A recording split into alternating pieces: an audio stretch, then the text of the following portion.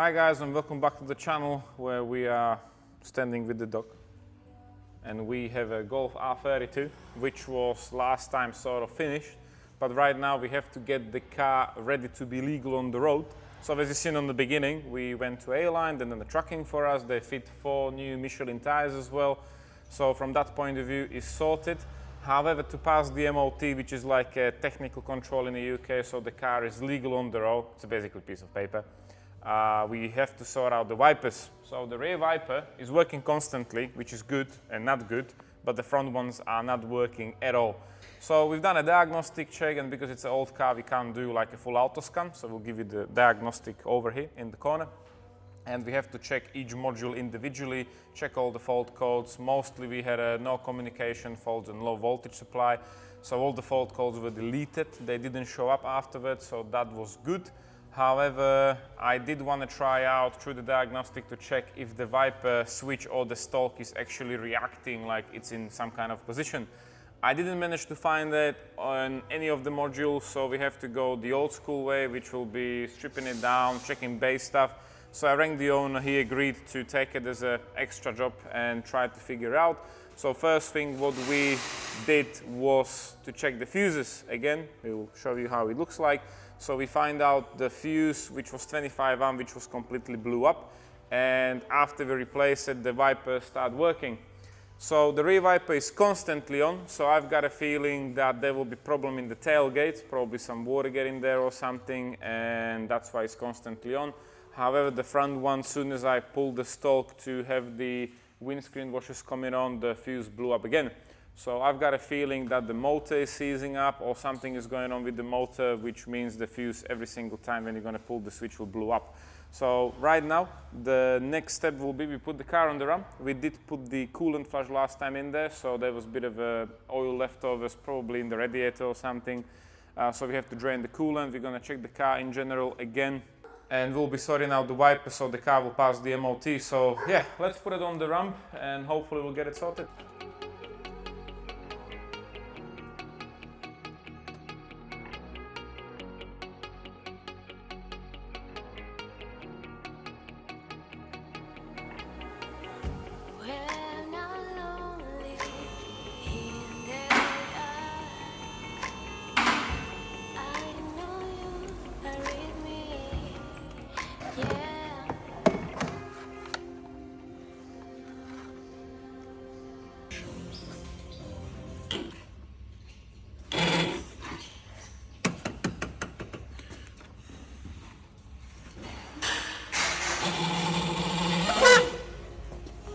Okay, so we try up the first electric motor, which is for the headlights, so that's working fine. And the other one, which is more further down, we can't get to it, so we have to take the headlight off, which means we gotta drop the bumper off again. So we gotta plug it on the 12 volts directly and check if it's actually working properly.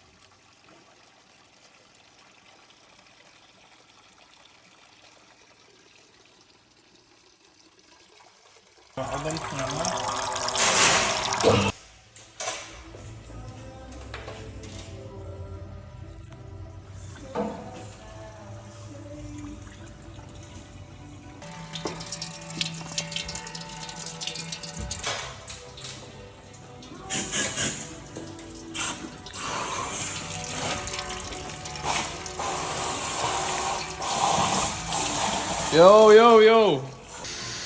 So we have a small change of plan because I think this is a level sensor for the tank, and I can only see one motor, the electric motor, which is doing the pressure for the windscreen washers and the headlights. So yeah, we have to investigate further while we have the fuses coming off.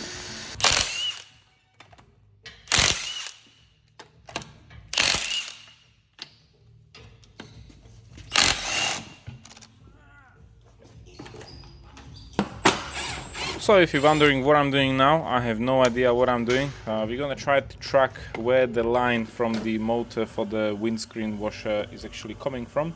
So I've got a feeling it's coming from underneath the mudguard, and disappointment is not there. So we will have to continue to search where it's actually coming from. And right now I'm taking the wipers off because I want to take the plastic off, which unfortunately after 21 years it's absolutely stuck and I'm not able to take it off without damaging it or cracking the windscreen. So we're gonna leave it in place, but investigation is still on because we have to make the wipers to work 100% along with the windscreen washers to pass the MOT. And surely enough, we are getting to the bottom of the problem. So currently I'm removing the power steering reservoir and also the whole cooling bottle and everything to get to the electric connector along with the line for the windscreen washer. So soon enough you will see what happened and how it happened.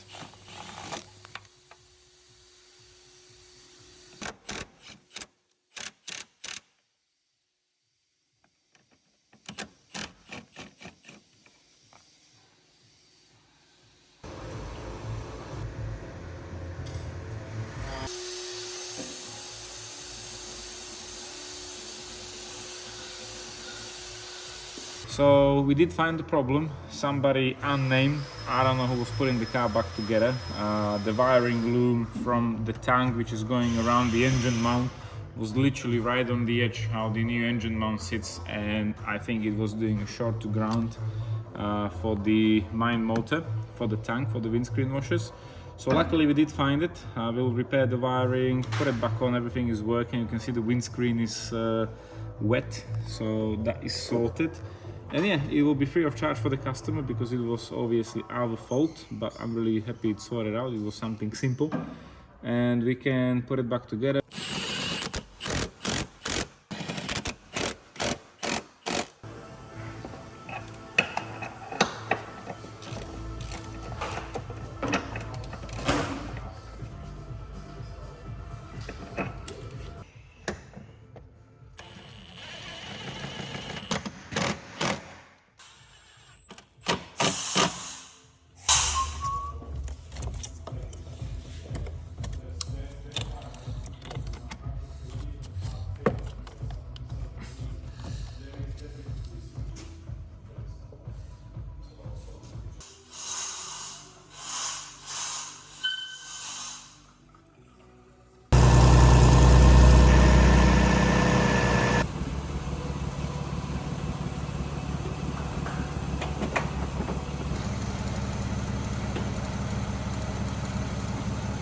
Click, clicky, click.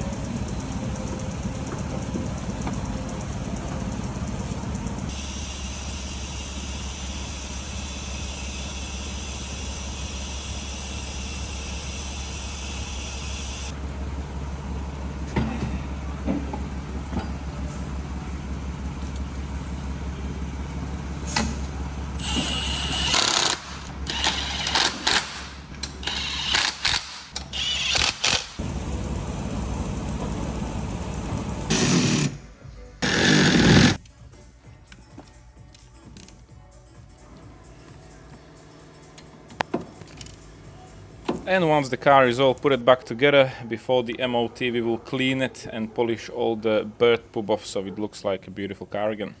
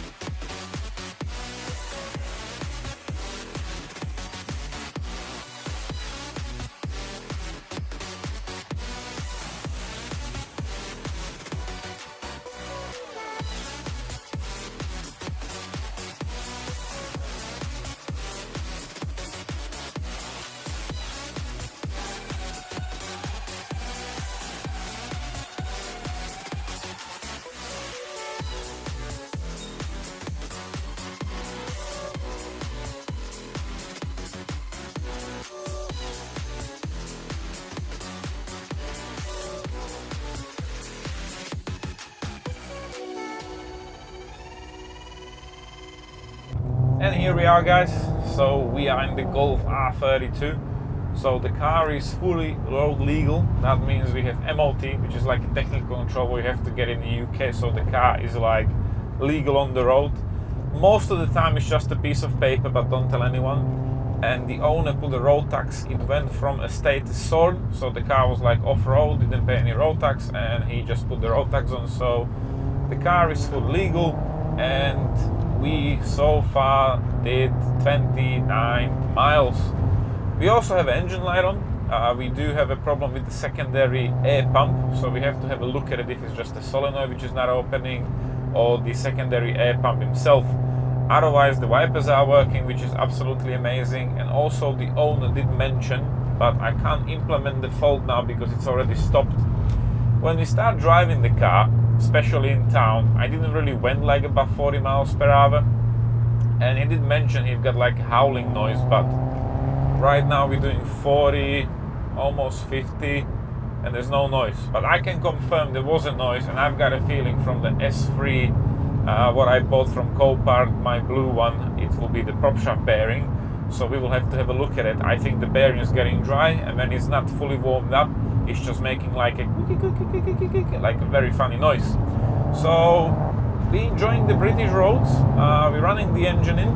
We try to keep it like below mid-range RPM, and I am trying like accelerate a bit and decelerate a bit, and I'm not using the full potential of the engine, and I'm using probably 50-60% of the throttle, so the engine is not 100% under load.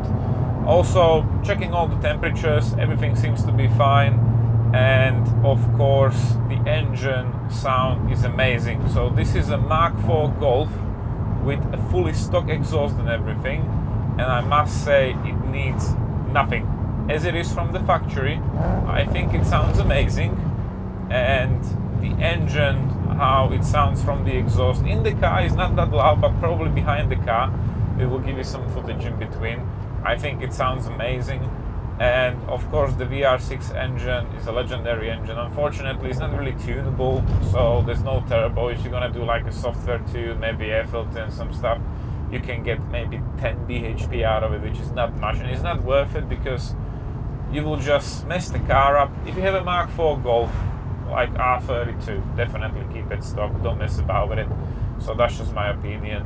I must say the camshaft adjusters and everything is working fine, because even from lower RPM, as soon as I touch the pedal, the car wants to go. So we know the exhaust camshafts are operating fine with the inlet. There was no fault codes. I checked the phase position, everything, so that looks good. Before we went for MOT, as you see on the beginning of the video, the owner put Michelin tires 4S's on, which I think was a good choice, because these tires are worth to put them on the type of a car we'll be driving today, and I think it will be really enjoyable in like mid speeds in the corners and stuff. So I have Michelins on my RS6. I'm happy with them as well. So yeah, just driving the car, guys. We will give the car to the Philip on the weekend. He will be going to Bristol, I believe. So after we finish the engine rebuild, we always have to do at least 3, 4, up to 500 miles. So we will make sure the engine is like oil leak free, coolant leak free.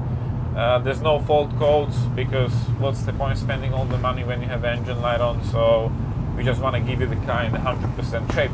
After we're gonna do this sort of mileage, we always put it on the run. We do oil change, filter change, and then literally you are free to go. And usually we tell everyone to come back in 3,000-4,000 miles again for oil change, lift the car up and have a look. So that's the procedure what we usually apply on all the customer cars. So yeah, currently we are behind Birmingham, outside town. It's evening time, summertime, enjoying the car. So we're gonna do a bit of a miles today, just local, just in case something gonna go wrong. It's cheaper to get the recovery to the workshop from here than from Bristol. And if it's gonna be good on the weekend, we're gonna do more mileage. So enjoy the footage.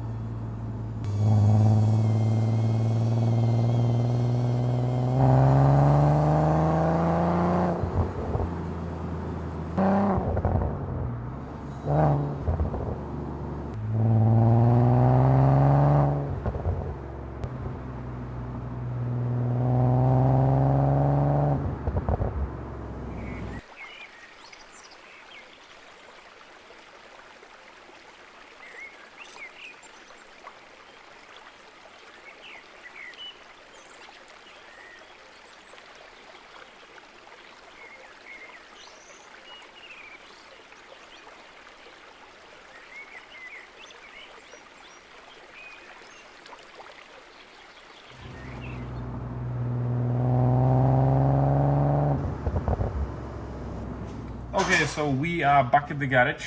So the car's on the run for more reasons, especially for the noise, what was there over 40 miles per hour. We tried to implement the noise, didn't really work out. I did check the prop shaft bearing, that looks quite greasy and oily, so I believe that will be our problem. However, I'm not sure if we can actually get the prop shaft bearing. That is one big if. Bigger problem in these weather conditions, the air conditioning stopped working, surely but slowly. Yesterday when I picked up the car from MOT, the guys re-gassed it and done some checks, and it still holds pressure and everything, however is not doing any more cold air. So we checked the sensor, which is behind the engine, the pressure sensor. We also checked if we have pressure, we still have pressure. I checked everything, nothing was leaking. The clutch is coming on, which means there is pressure. The compressor is spinning, however we have no more cold air coming through the vents. So we do have fault codes for the flap for the entrance, that's not working, but it's open, so we should be getting air through there. That's cool. We also did have a coolant leak from the throttle body because I forgot to put the clamp on there.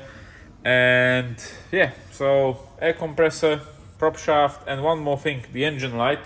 We have a solenoid underneath the inlet manifold for the secondary air pump, which is like an EGR. So I test the solenoid through the active session, everything was working. I also test the valve on the vacuum, that's working as well. So I believe from time to time we have electrical malfunction on the solenoid itself, so we have to replace that. So again, tomorrow we will not go for the trip because it's too hot outside and Philip will be cooked like a pancake in the car. So no good, we have to sort out the aircon, that will be Monday now. So the car's staying here and we'll keep you updated. So thank you for watching, guys. We'll see you next video. Take care for now. See ya.